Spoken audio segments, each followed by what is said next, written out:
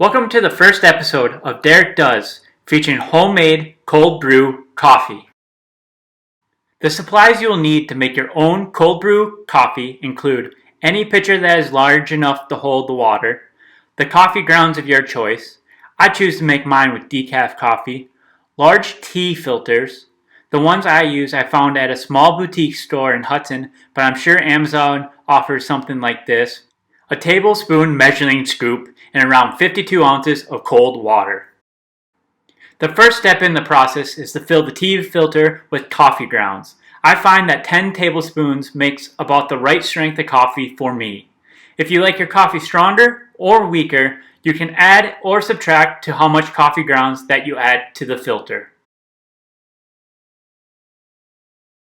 I hate when my coffee has grounds in it, so I tightly roll the top of the filter down and staple it shut to ensure my coffee has no grounds.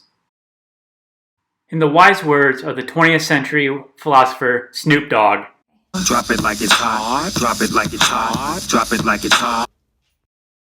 Step 4, you're going to fill your pitcher full of water. Now it's time to say goodnight to your cold brew coffee. Nighty-night, sleep tight. Many unbearable hours later. 16 hours seems to be the best. If you leave it for more than that, it seems to turn bitter. Wakey wakey, eggs and bakey! Before enjoying your cold brew, take the filter out and squeeze excess coffee out of the filter. Now add your favorite flavoring in your cold brew to your coffee cup and enjoy.